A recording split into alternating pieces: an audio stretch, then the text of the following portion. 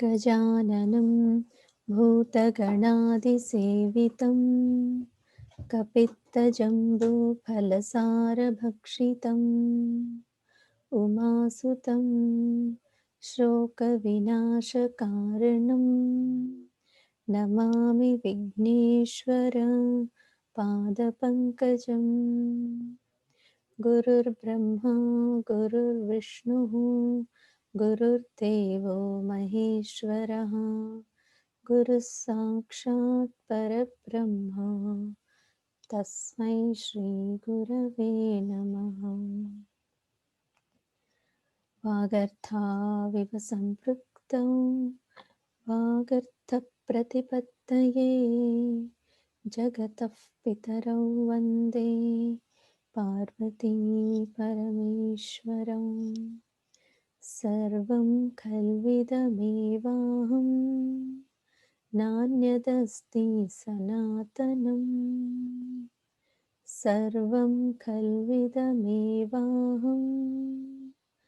नान्यदस्ति सनातनम् सर्वं खल्विदमेवाहं नान्यदस्ति सनातनम्। ध्यानम् अरुणां करुणातरङ्गिताक्षीं धृतपाशाङ्कुशपुष्पबाणचापाम् अणिमादिभिरावृतां मयूखैः अहमित्येव विभावये Bhavani.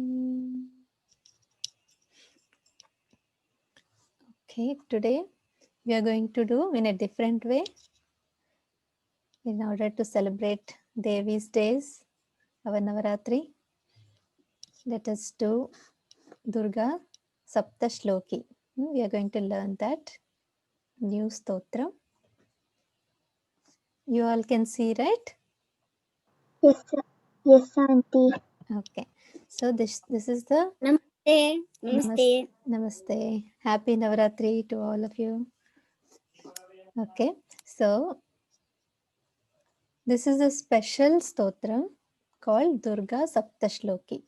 It is a part, all the specific shlokas are picked, which are very highly powerful and very beneficial from a big text called Devi Mahatmyam. It is from that text, few very, very important shlokas have been picked and assembled in a 7 shlokas. Sapta means 7, right? So there will be 7 shlokas which are most powerful. And during these 7 days, sorry, not 7 days, these 10 days, Devi Mahatmyam, the text is chanted, whole text. It has 700 shlokas. But because it is so big and everybody can't afford time and energy, so these special shlokas, which are very important, 7 of them are chanted by all.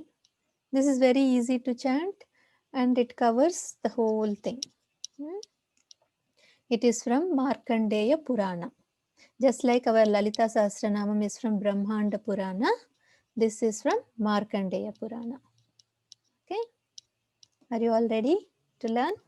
Yes, Aunty. Sure. Let us start. So who would like to come and join with me? Can I, Aunty? Sure. Okay, Aksha. So same pattern we'll go, repeat twice after me. So it is a conversation between Lord Shiva and Amma, Devi herself. So Shiva is asking, so everybody likes you so much, you only tell what is the best way everybody can fulfill their desires. Amma gives she fulfills all the wishes of her devotees, right? So Lord Shiva asks, so you tell the best way how people, your devotees, can be happy and they can fulfill all their desires in life. And then Devi replies what all we have to do. That is the conversation. So first Shiva is asking. Uvacha means he is speaking. Let us see what he says. Shiva uvacha. Shiva Vacha, Shiva Vacha.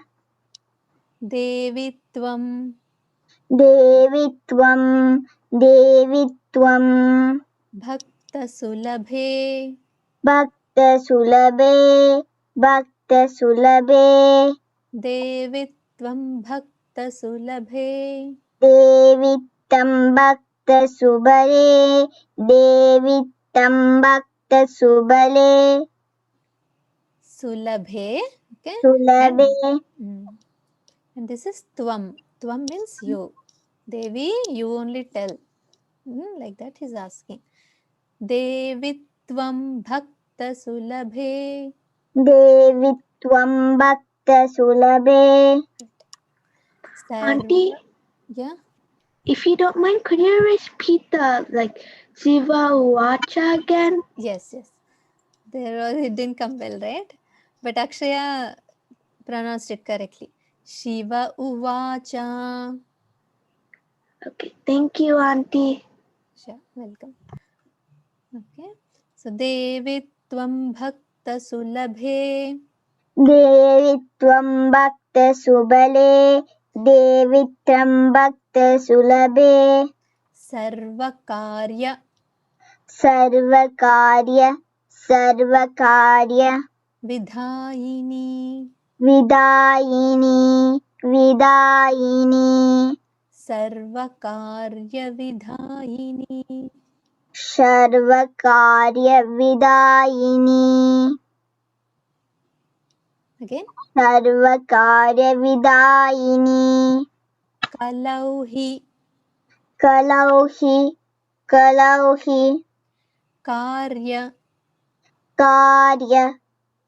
कार्य सिद्ध्यर्थं सिद्ध्यर्थं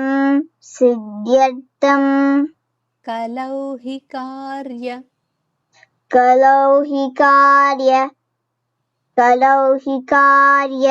सिद्ध्यर्थं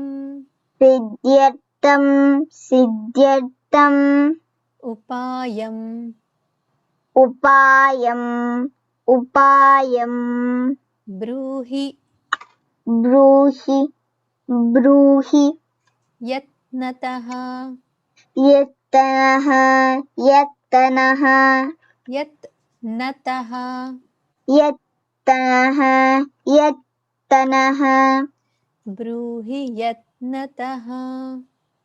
ब्रूहि यत्नतः. Yes, correct. ब्रूहि यत्नः कलौहि कार्यसिद्ध्यर्थं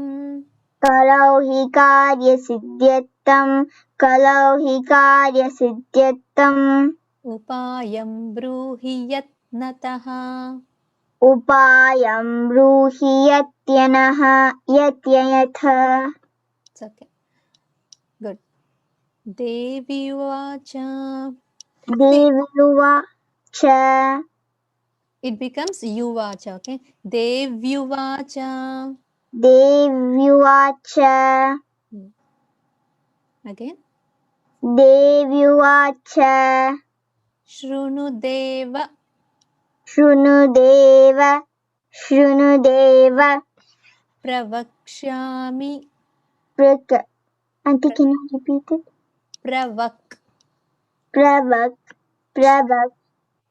Pravakshyami. प्रवक्ष्यामि Shrunudev pravakshyami.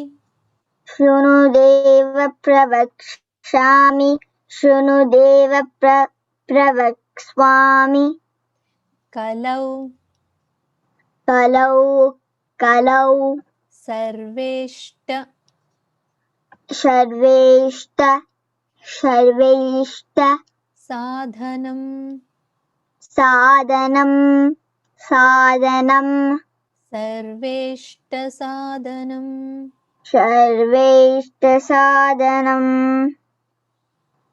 कलौ सर्वेष्ट साधनं सर्वेष्ट साधनं कलौ सर्वेष्ट साधनं मया तवैव मया तवैव मया तवैव मया तवैव स्नेहेन स्नेहेन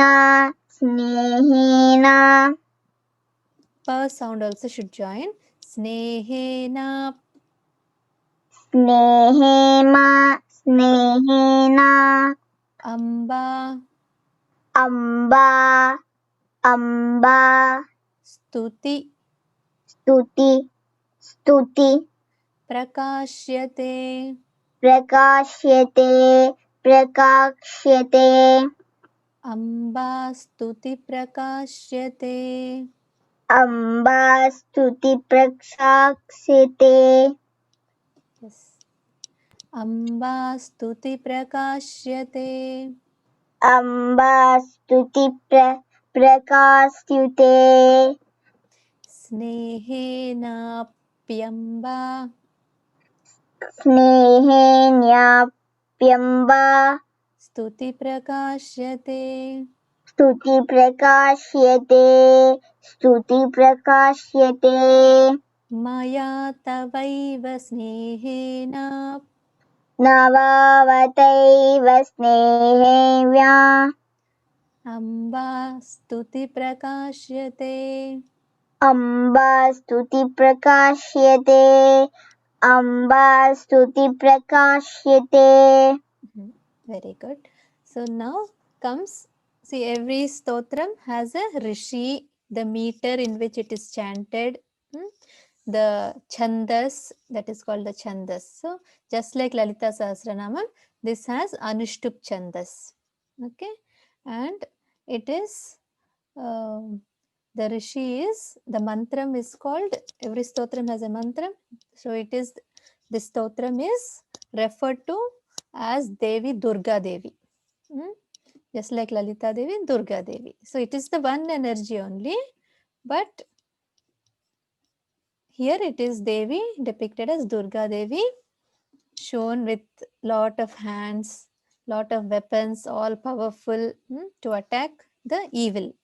So she kills so many asuras in this text, in the story. So each asura will be there. Shumbha, Nishumbha, Raktabija, so many will be there. So externally she is shown to be killing each asura, demons.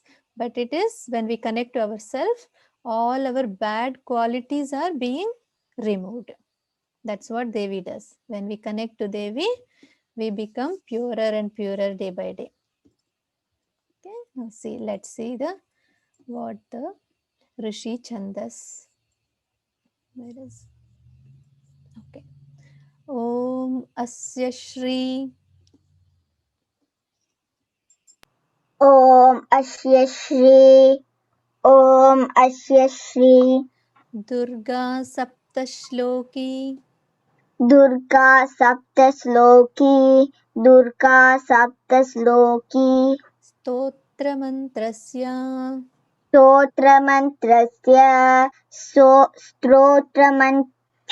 स्तोत्रमन्त्रस्य Narayana ऋषिः नारायण ऋषिः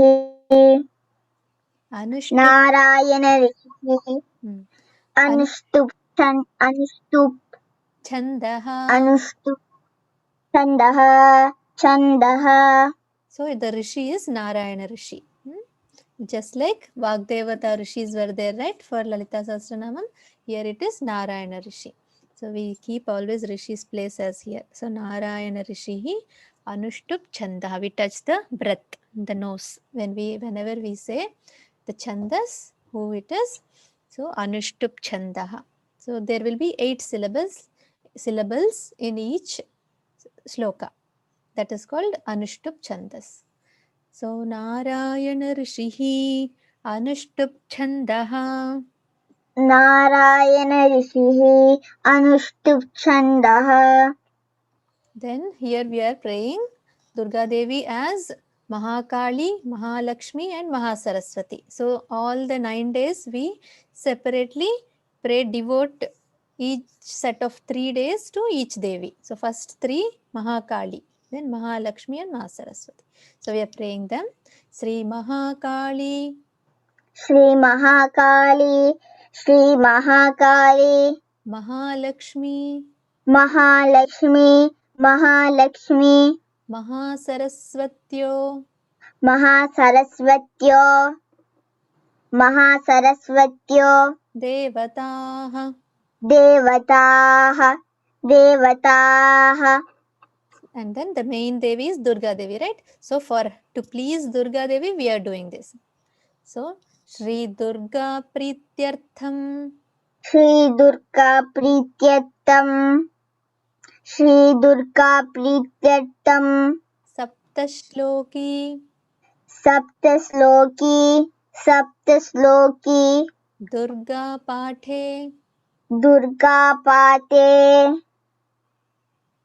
Durga Pate, Vinyogaha. Viniyogah, Viniyogah. So to please Durga Devi, we are chanting these Saptashlokis, Saptashlokas. So this is also called as Durga Saptashloki or Durga Sapta Part. Like the Chandi part is called as the whole text. So Chandi means the Devata only, who is very fearful. Chanda means it's very fearful to attack the evil, all the bad. Okay. So we'll stop here. We'll repeat once together and then chant our Lalita Sahasranamam 50 shlokas or whatever we can. Any questions in chanting? No, auntie. Clear, Okay. auntie. Clear? Perfect. Perfect. Auntie, for like the Bhakta Sulabhe, it is Bhakta Sulabhe, right? Right. Okay, Like thank she is you. very dear to Bhaktas. Bhaktas means all of us. We all like Amma, right? So she's so Bhakta Sulabhe. Whatever devotees say, she will just grant. She has so much of compassion. That's why she's called Bhakta Sulabhe. Okay. Thank you, Auntie. Sure. So together we shall chant. Okay.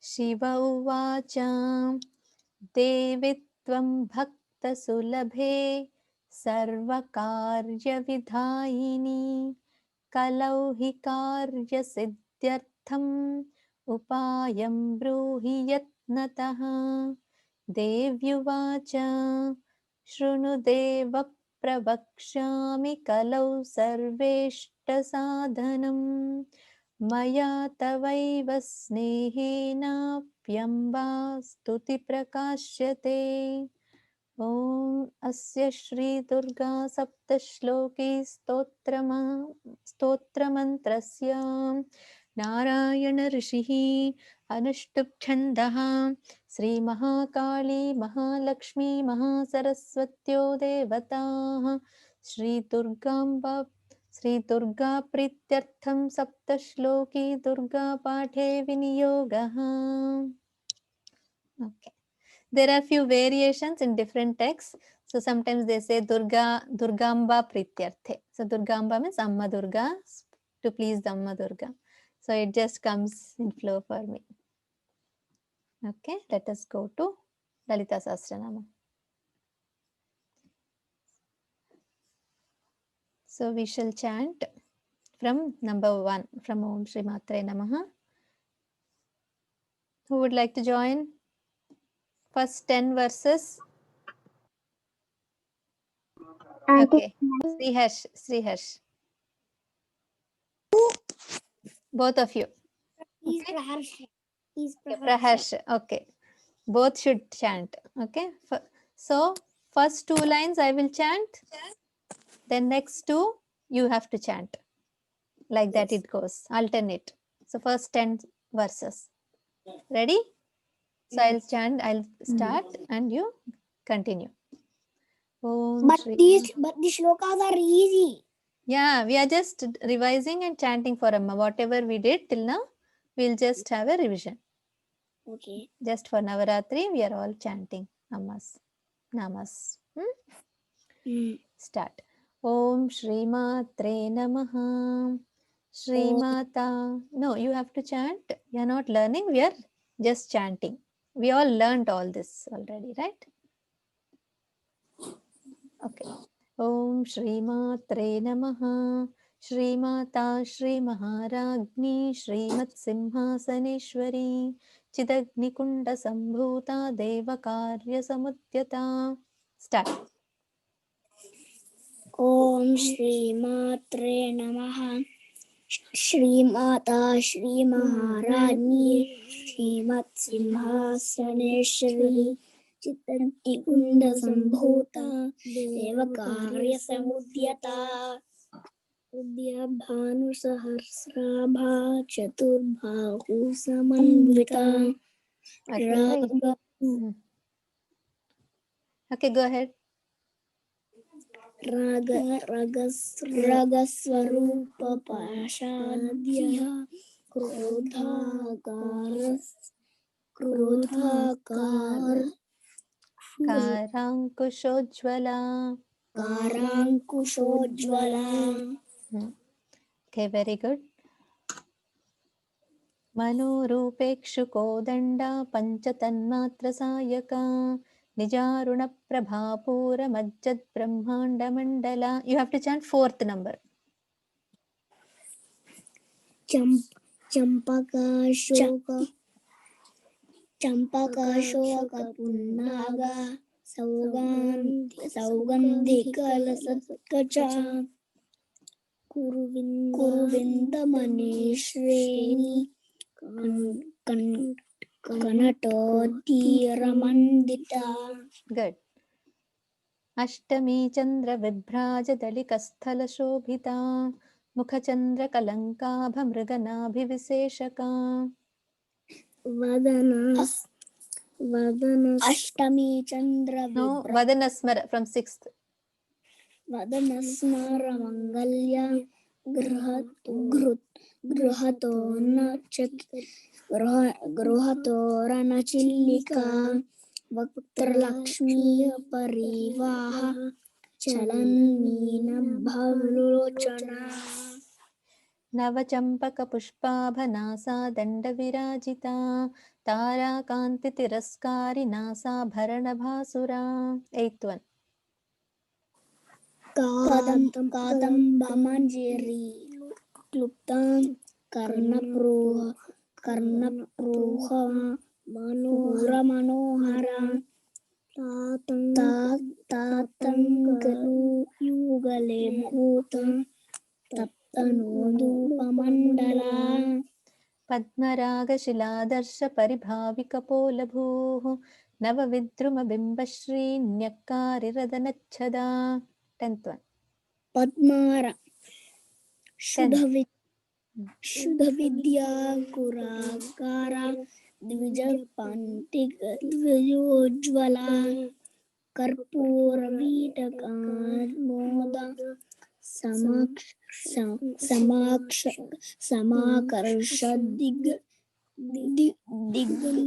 Digantara. Very good. Good job. Next, who would like to join? I'll do the war part, like where she fights. Okay. You want to do the war part? You wanna go? After you. I want to do like the Ganesha. Okay, I'll chant. Okay, I'll do the 11th. 11 to 20 we are doing, okay?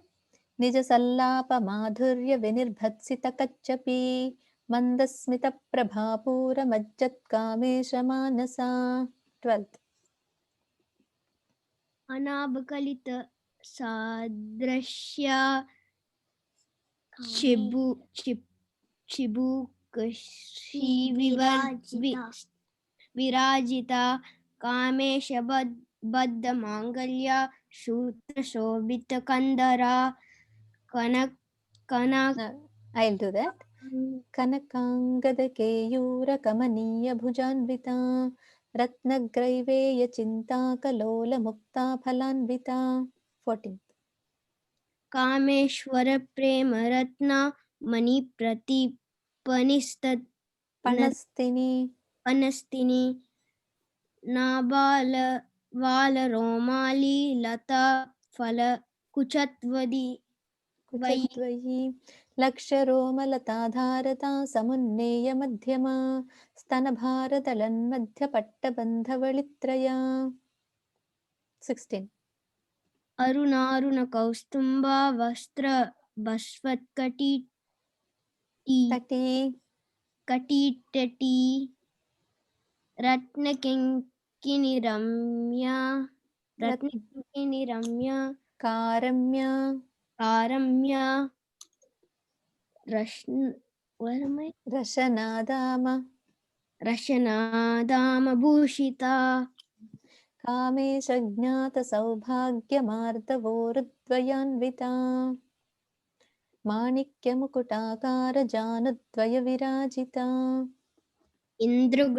इन्द्रगोपा परिक्षिप्ता स्मर स्मर तूर्णा तूर्णवर्णङ्घिका गूढगुल्फा कूर्म प्रष्टा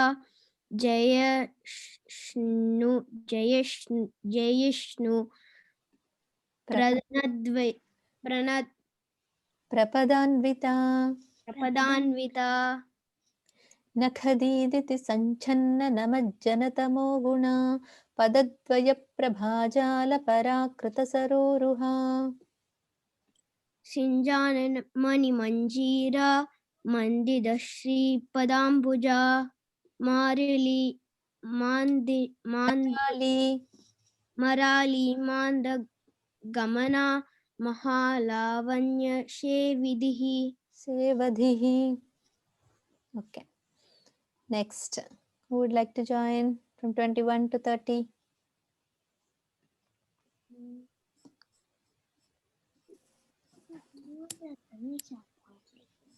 Fast.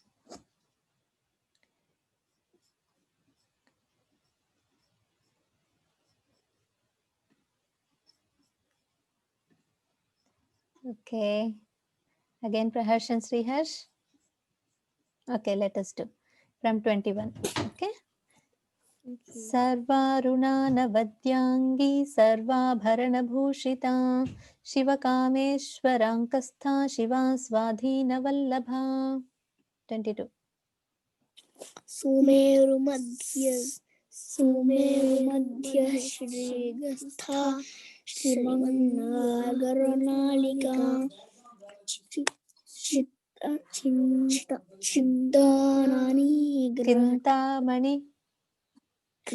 Chintamani गृहान्तः शान्तस्था पञ्चब्रह्मासनस्थिता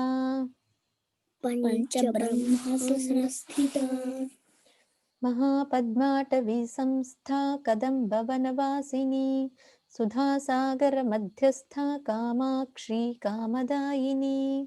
24.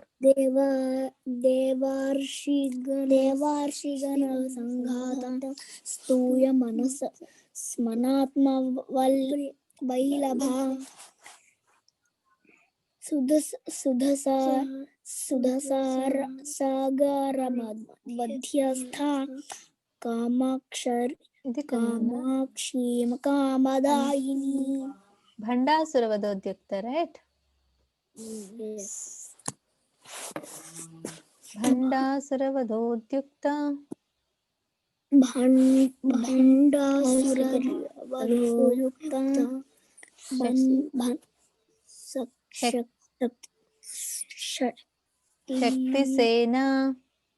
शक्तिसेना Samanvita संपत्करी समारूढ़ सिंधुरव्रजसेविता अश्वारूढ़ाधिष्ठिताश्वकोटिकोटिभिरावृता.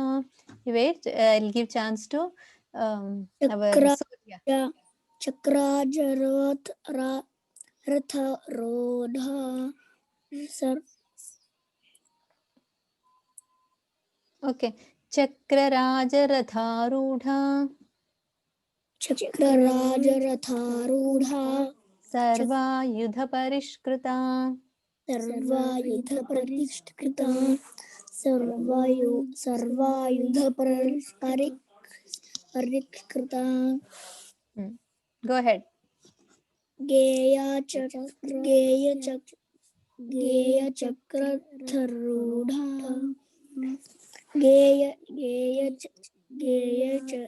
गेयचक्ररथारूढा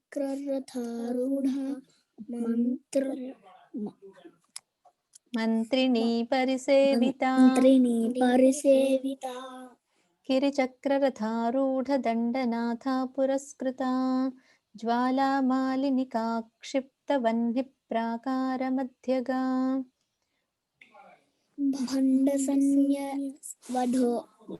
वधोयुक्ता शक्तिविक्रमहर्षिता नित्यपराक्रमतोप समुत्सुका निरीशन्नसमुत्सुका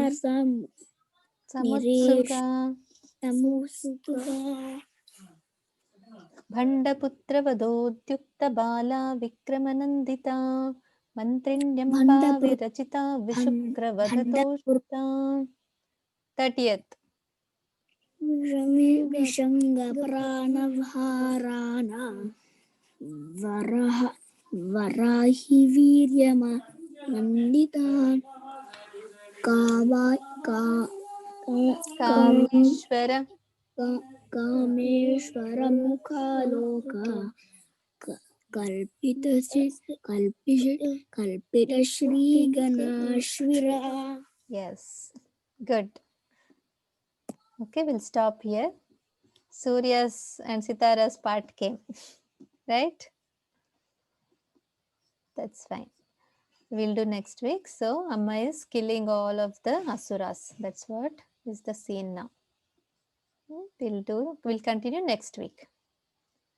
Okay, we'll do our final prayers. So you have to keep chanting, practicing. Only then we will be better at it. At least these 10 days daily you chant till we learnt. Okay, all of you do that. Okay, let us do our final prayers.